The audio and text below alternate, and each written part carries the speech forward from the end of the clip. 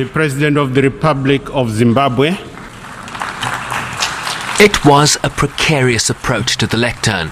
The 93-year-old leader unsteady on his feet, but not in word, reminding the assembly that his government was a strong advocate for the sovereignty of nations. Some of us were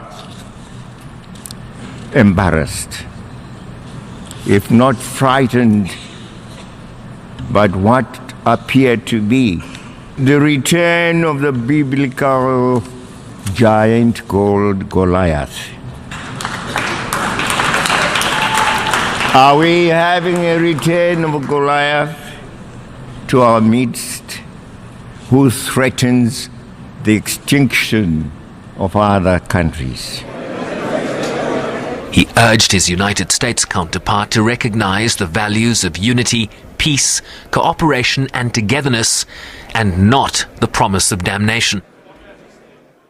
Damnation we shall always resist, no matter whence it comes. We have resisted it when it was in the form of imperialism, as we fought for our own independence, our own culture, our own sovereignty to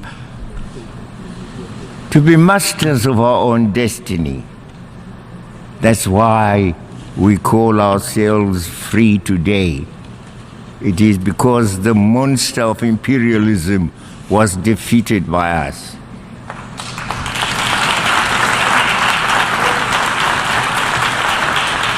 Bring us another monster, by whatever name, he will suffer the same consequences. He called the 2030 development agenda a new wine and expressed his country's unflinching support for Security Council reform. Mr. President, the overwhelming majority of us have accepted that we need to reform the current system in order to improve but not destroy it. Nonetheless, the negotiations and process intended to yield the accepted reforms are painstakingly slow. We are left to wonder, justifiably so, whether those who enjoy and sometimes abuse the power and privileges of the current setup are sincere interlocutors in these discussions. He urged the Security Council to enforce its resolutions, particularly in relation to the situations of the peoples of Western Sahara and Palestine. This was the first time in many years of speeches at the General Assembly that President Mugabe did not directly call for the lifting of targeted sanctions against members of his government and inner circle.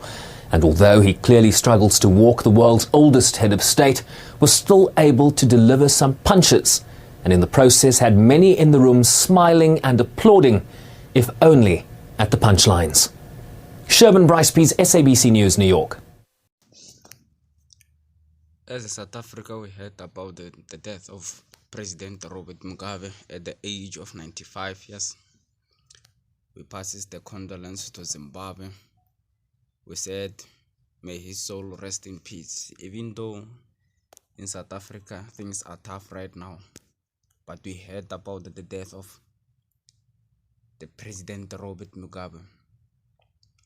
We wish all the preparation of Robert Mugabe may go well, be perfect.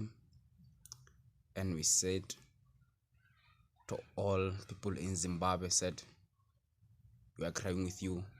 May his soul rest in peace.